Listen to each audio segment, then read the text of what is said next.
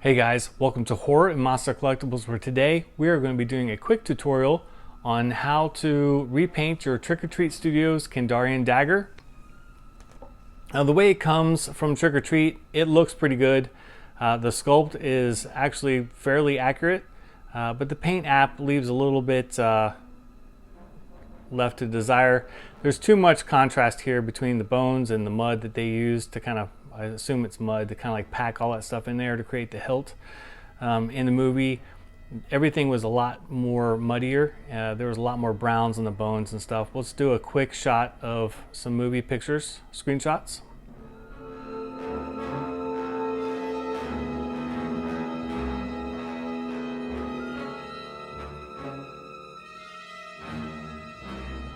So yeah, we can see that we need to kind of punch down things a little bit and dirty them up. So I figured this would be kind of an easy tutorial because it's not going to take much to do this, and your dagger will present itself a whole lot more better. More better? Is that even the thing? It will present itself a whole lot better once we're done.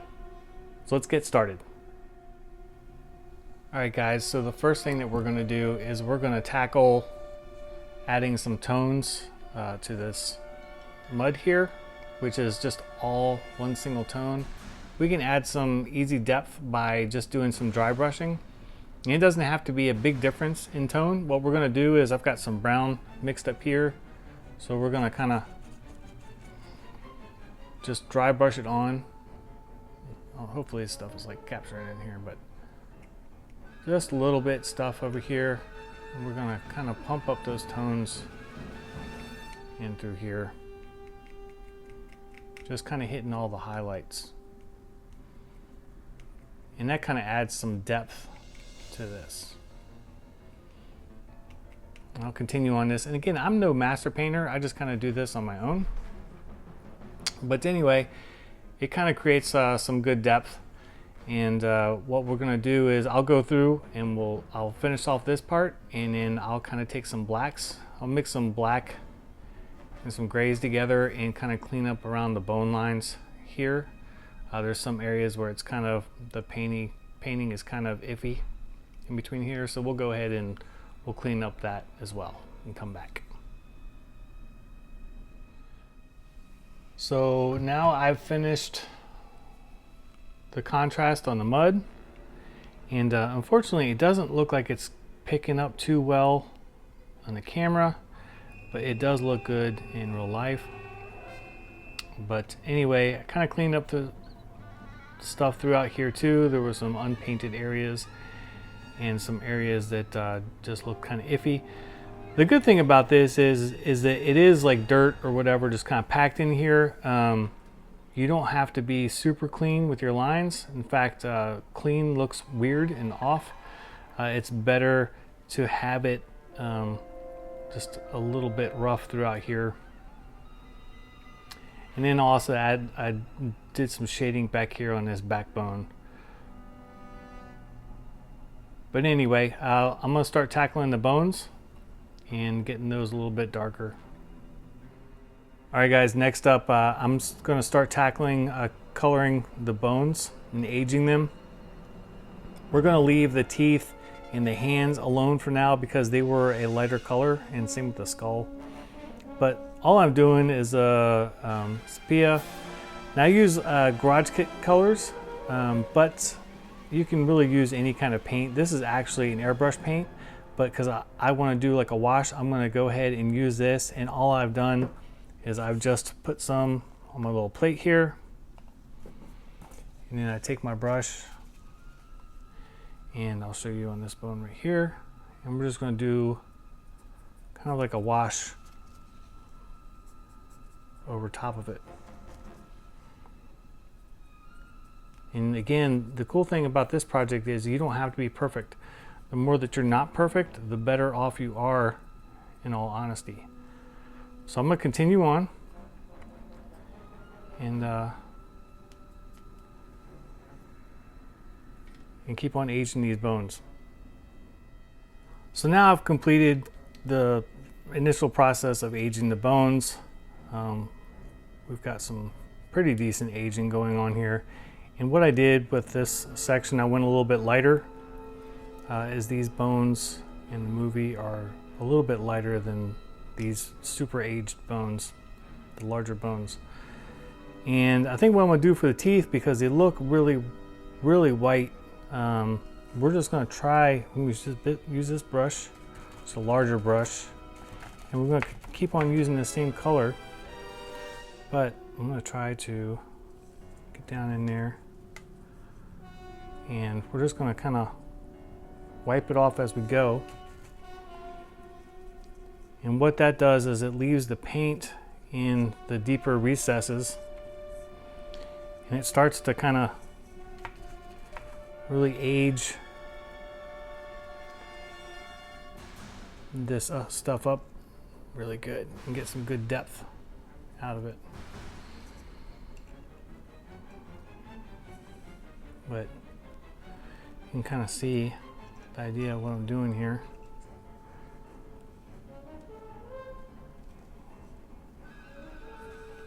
That just kind of gets in all the nooks and crannies.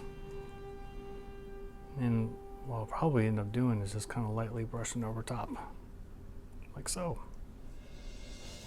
And the next step we're going to do is we're going to add some depth. And what we do to do that is we have this quick shade by War Paints, and they have different levels. This is the strong tone.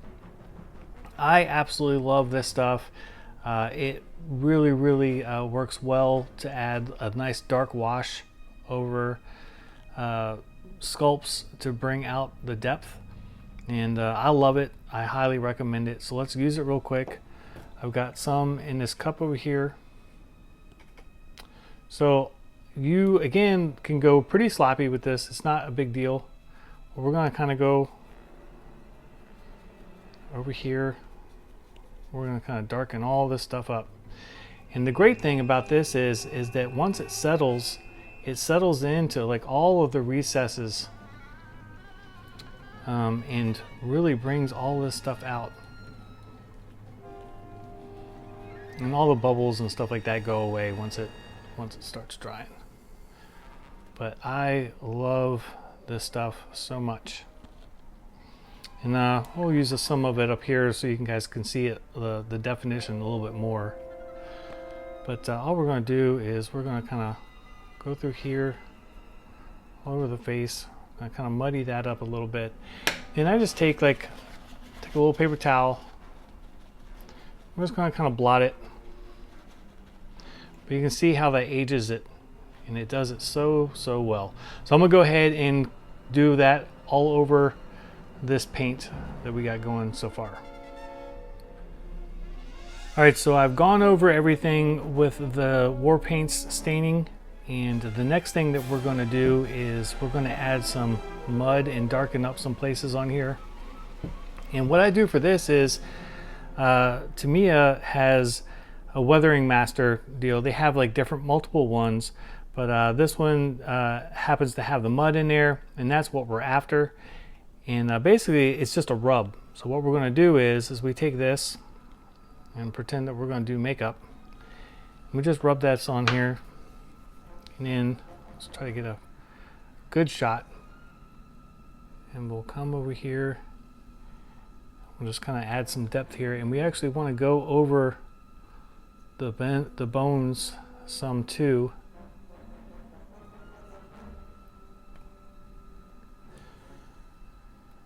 But it's going to look like that. And actually I'll go ahead and get some more on here and get it on the end of a bone better so you can kind of see. We will do this guy.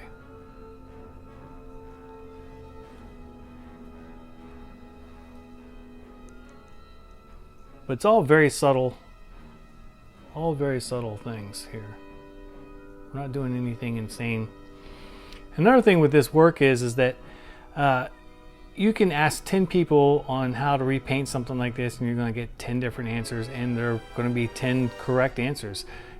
Really, there's no written rules here. Whatever kind of gets you, whatever style that you might have that gets you the end results is all that matters. So I'm gonna go over and I'm gonna touch up mud all over this hilt. And then what we're gonna do is, I was looking closely at the real prop from screenshots in the movie, and it's actually very wet. It's got like a gloss to it. So I think what I'm gonna do is, once I finish with the mud, we're gonna spray it down, add a nice gloss coat to it. Although you would think that it was gonna be dry, it's kind of wet in the movie, and I think that that's what I'm gonna stick with, is having it kind of looking wet. Now this part did not appear to be wet at all. And again, Trick or Treat did a great job with painting this. I really have no need to touch this up. It's really, really close to being accurate. Only thing I want to do is just kind of mess with this a little bit, and we are already on our way to doing that. So I will continue with the mud, and then we will take a look. All right, so now I have applied all the mud, and another good thing that the mud works for is just kind of smoothing the transition that they had from like the mud or earth or whatever that's used to pack in there, and the bones.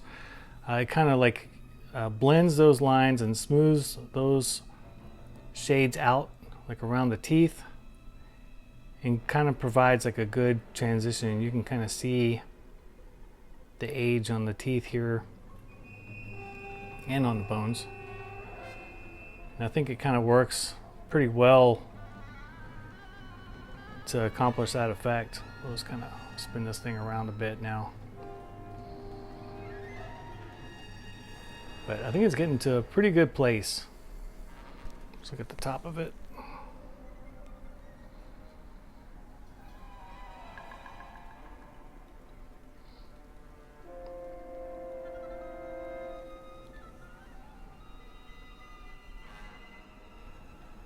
So now I'm done with my quick repaint, and I was going to do the gloss coat over it, but I just really felt dry and old was the best look for it, even though it had a gloss in the movie. So I just finished it off with some Tamiya flat clear. And I love the Tamiya paints, especially their clear stuff. They have a semi-gloss and a gloss, but it works really well, especially over these acrylic paints. And I never have a problem with it. It's a little bit more on the expensive side, but I love it.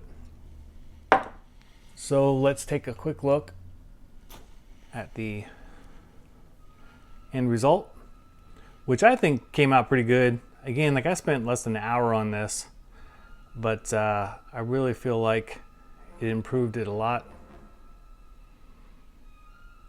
And it really brought out the texture and the sculpt with a lot of these bones. And I'm pretty happy with it. Look at the top. Difference in the teeth. But I like the way it came out. Again, just a little bit of time can really make a big difference in a piece. What I will do is I will leave you guys with some side-by-side comparisons of the way it was originally and the way it looks now. As always, feel free to like and subscribe and click the bell for notifications for new videos. And also feel free to leave any questions or comments that you have, and I will be happy to answer them. But overall, this is a great piece by Trick or Treat Studios. You don't have to do this, but if you're bored and have no life, it's a fun thing to do. So until next time, I'll see you guys later.